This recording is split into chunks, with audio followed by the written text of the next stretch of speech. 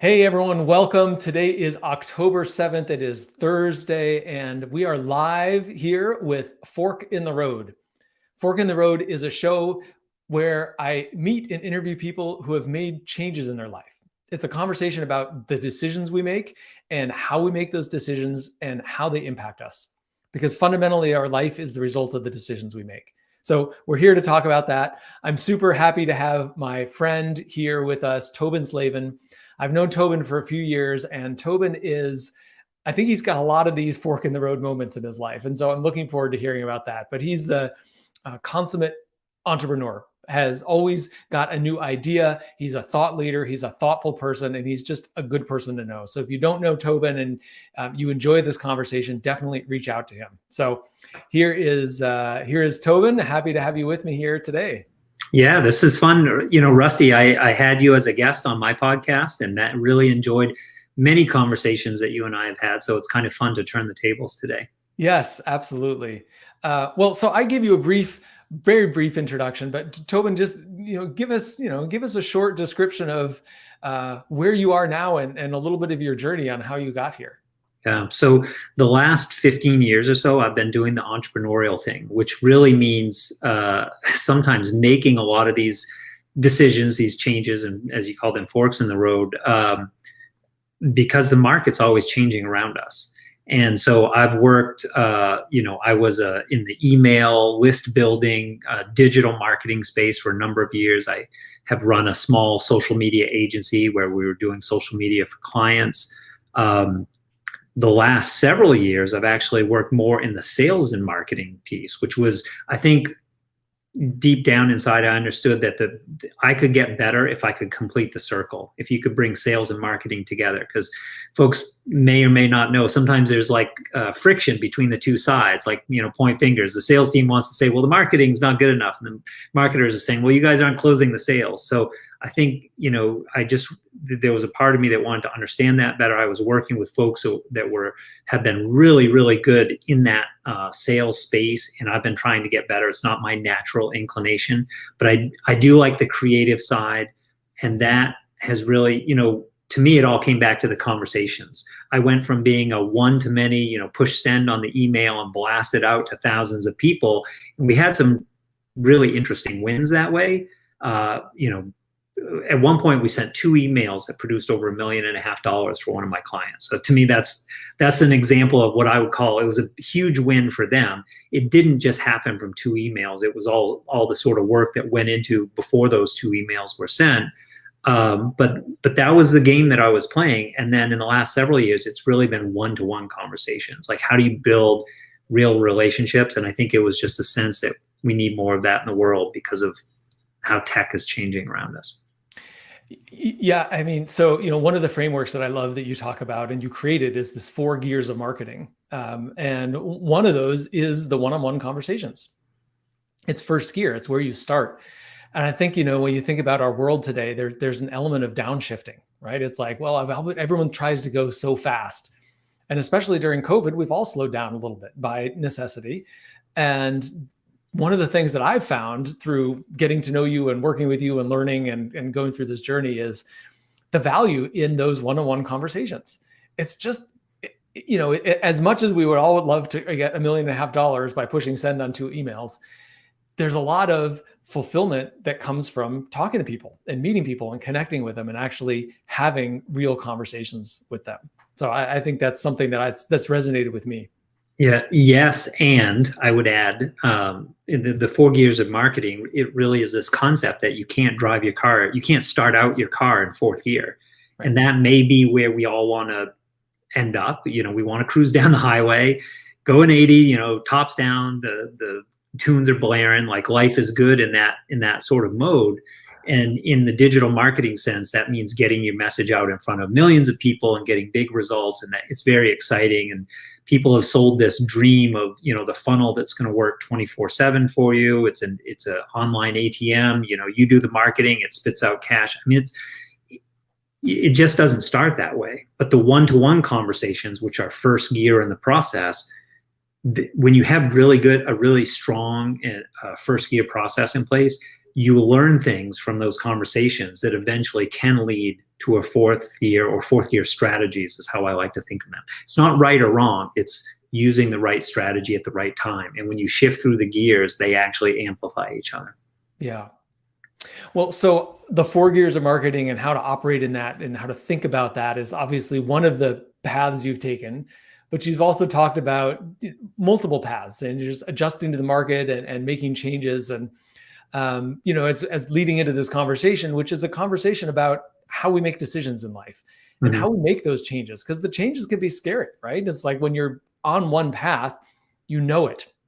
And we all know the expression, like the devil you know is better than the devil you don't know. So when you're thinking about making that change, it can be nerve wracking. So I know you've had multiple of those kinds of moments in your life, Tobin. I'd love it if you'd share one with us and just what that pivot point was and how you were thinking about it, especially as before you made a decision to make a change.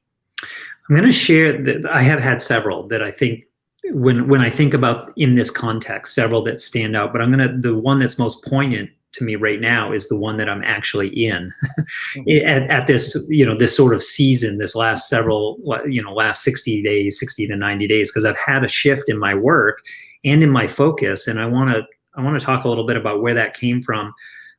I think more important, more useful for your audience actually will be the processing around it, because one thing I've noticed is that my process looks very different from how Martina, my wife, Martina's, and this has been a family decision that I'm going to share with you.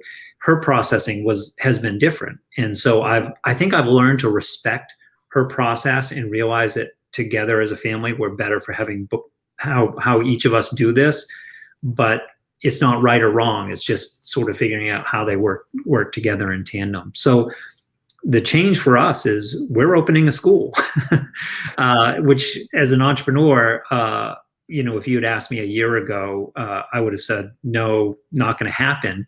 And it's actually part of my background. So a lot of people don't realize my master's degree is in education. So the first 10 years after college, I was trained to be a teacher in my bachelor's program. I was an athletic coach, college athletic coach, worked in admissions, and ended up getting my master's in student development and higher education. So essentially, I was trained to be a school administrator, but I didn't want to stay in education for a number of reasons. I grew up around teachers and in that environment, but there's an aspect of the business world that I really enjoy. It's the speed, it's the creativity. I just have really enjoyed the journey I've been on this last 15 or 20 years in the business world, and I never thought I would go back. But we have an 8-year-old daughter. We've been unschooling her for the last couple of years. And I interviewed a gentleman on my podcast who was the founder of a school in California, actually. And I shared this podcast with my wife, said, this is pretty interesting. You need to listen to this. She went away for an hour or so and listened to it. And then I sought her out afterwards and I said, what did you think? And she said, we're opening a school. And I said, all right, here we go. And it was one of those, the best decisions in my life have been that kind of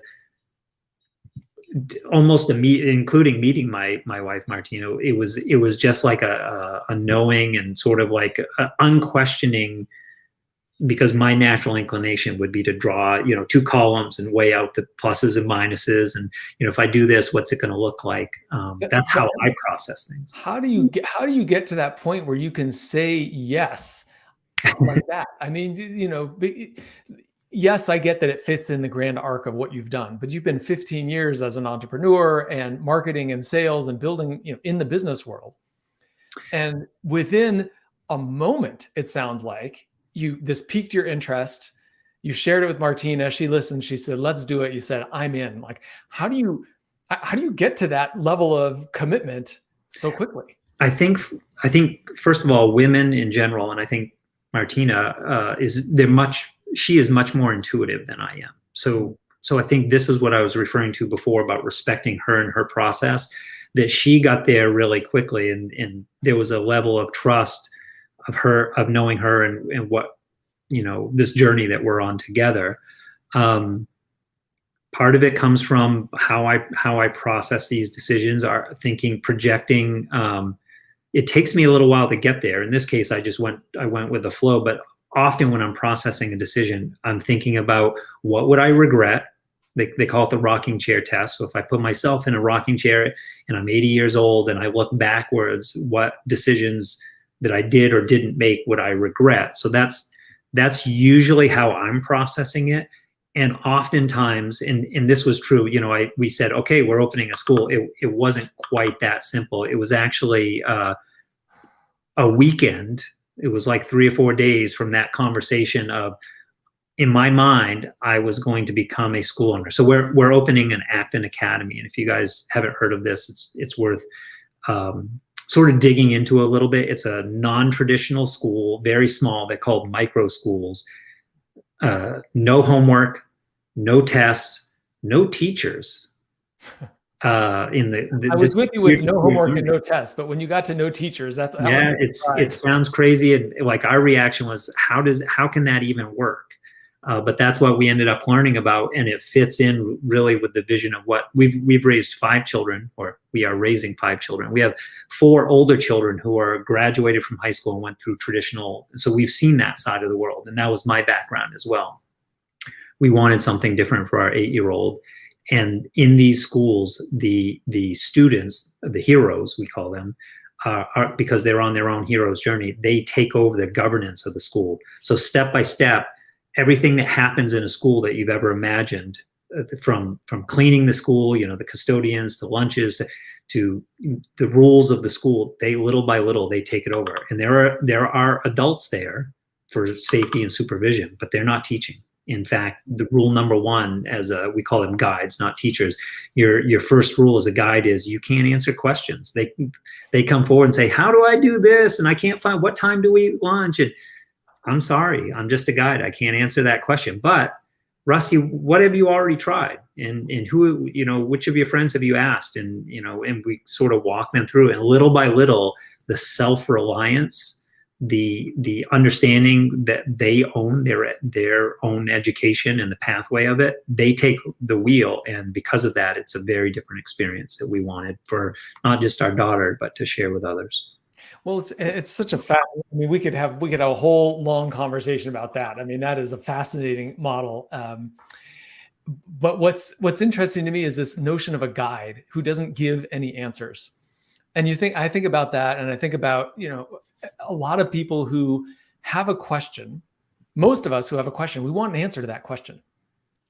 But being willing to go through a process where there's some uncertainty, and to find your own answer is so important. And I'm relating that back to this weekend that you talked about, or 4 or 5 days, whatever it was, where between listening to the podcast, Martina's initial instinct of let's go do this, and getting on board. And for you guys, like, there's a process in that, right? It's not that it's oftentimes something that happens in a snap of a fingers, but there's a few steps and some discussion and some back and forth. And I'm curious, were you deliberate in keeping an open mind during that time? Because so many of us are drawn back to the status quo, right? Like the rocking chair test is a great one. I use that as well. Because oftentimes the regret is not doing something. Like, I'm not going to try this. But there's such a strong pull to the status quo. Just as humans, we all have that. So I'm curious, were you deliberate in that, in weighing those two things, this sense of regret, but that also the desire to, like, man, this is a big change. What's going to happen if I do this? I think for me, it was 2 things. So one, I have to try it on, kind of like buying an outfit or buying a new car. I had to try it on for a few days and I had to step into that way of seeing myself, a new vision of my identity, because this was a pretty drastic shift I, again, had no intention to go back into education per se, even though that's what I was trained to be, a teacher. I just had to wrap my head around it. And so for me, I'm a little bit slower processing that kind of decision. I had to, for 3 or 4 days, I kind of say, for the next 3 or 4 days, I'm going to imagine that this thing that I am contemplating doing, I'm just going to say, I'm all in. Mm-hmm. And then I'll reassess this after 3 or 4 days and see how am I feeling about it now that I've become that person, that I've shifted my identity. Do I still feel the same way about it? So that's sort of how I'm able to process that. And the other thing is sort of a recognition that for me, we are all on our own hero's journey. and this is kind of the return for me. So, I went away from education, really enjoyed the entrepreneurial aspects. These Acton academies are extremely entrepreneurial, and it's allowing me to integrate essentially two sides of my background in a way that I didn't know existed. And that probably was the defining part, at least for me. We all, Martina might describe what she saw in it, but that was really the capstone for me. Yeah, I love that. So I just a couple of things I want to say, and then I want to give you an opportunity to talk a little bit more about how people can learn more about Acton Academy and what you guys are doing specifically. Yeah. But just a couple of things I want to just pull out from this conversation, which I thought were great. One is the rocking chair test, right? To imagine yourself 20, 30, 40 years from now, looking back on your life and saying, what's the best decision? Will I regret it if I don't try something? And that's such a powerful way to shift your perspective. You also talked about trying it on, which I thought was great, right? It's like, what if I see myself as this person? Excuse me. And how does that feel? Do I like it? So that process of trying on a new situation is really great.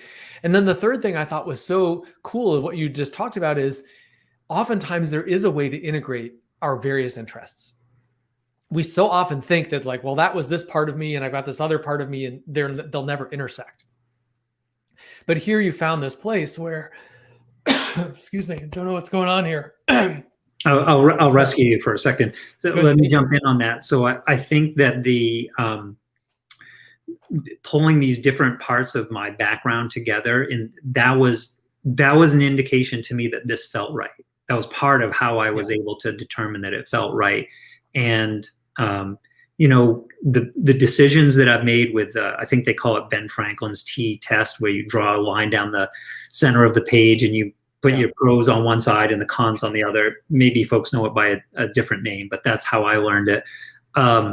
Those decisions that I've made logically that way in my life have not been as beneficial and fruitful for me as the ones that have been made more quickly, more intuitively. Again, not always immediate the way I described Martina was able to do it, because I had to take several days to process this.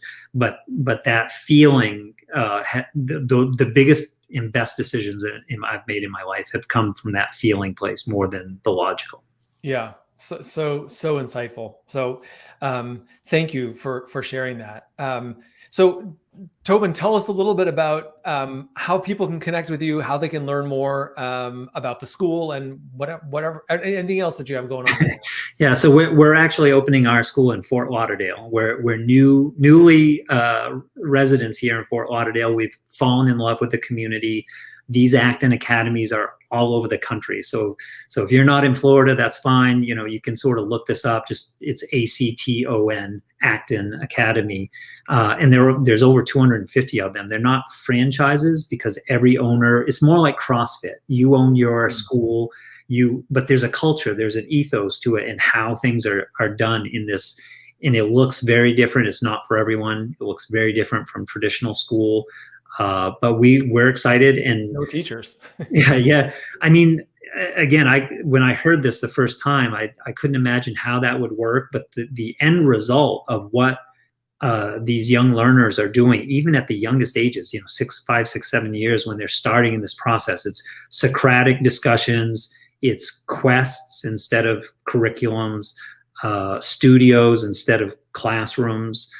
So they look more like walking into a startup or a co-working space, and yet the children, they're running the startup, right?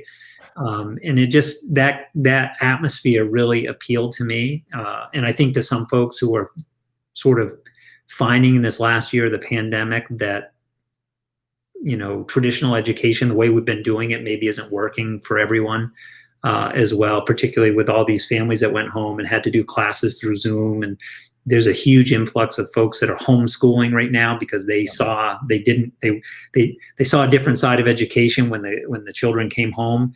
But that wasn't the right answer for us either. Like I said, we've been unschooling, so we were looking for this sort of different model that combined the benefits of unschooling which really means undoing a lot of what's done in traditional school and then bringing it together. And we're going to open a second school. We're a year or two out, but our vision is to have a school in Prague in the Czech Republic and one in Fort Lauderdale. So it's two sister schools with families and students that will be able to have relationships and travel back and forth. That's awesome. That's awesome. Yeah. So people can find you here on LinkedIn, obviously, yes. Right? Yeah, all the social channels. I just use my name, or if you type in Acton Academy, you'll see sort of the net. You'll start seeing there's a search page where you can find any school that's in your state or in your area. There's like 10 of us, I think, here in the state of Florida, and we're specifically Fort Lauderdale. If someone's in our neck of the woods, we'd love to connect. Good. Well, the other thing I want to mention, because I know this is not directly related to the school here, but let's see, here we go. Experts Never Taste. So this is Tobin's book that he wrote with Kat Stanchik, and it came out earlier this year. So this is more on the marketing and sales side, but we talked earlier at the beginning about the 4 gears of marketing and about how you engage and just build a successful marketing and sales approach. It's wonderful. It's very well written. I highly recommend it. So if that's your interest area, check out the book too. I'll tell you an interesting connection with the school. So I was talking with a friend the other day who has the book, has been reading the book, and she's actually thinking about opening an Acton as well. And she said, I've been using the process that you talked about in the book to just go out and make connections with other owners. We're thinking maybe we'll become a guide in one of the schools to learn more about the process. And she said, it's been so helpful to just walk through these steps to make real connections with people. She's not selling anything. She's maybe potentially buying, but it's really about the psychology of how do you go meet strangers in a way that feels comfortable and not smarmy. Yeah, that's awesome. Awesome. Well, Tobin, thank you so much for joining me here on Fork in the Road. You're doing some amazing, exciting stuff. My mind is still trying to wrap its head around no teacher. Mine too. I hear you. It was a mind bender. Well, so thank you again for joining us. Thanks, Rusty. I appreciate you.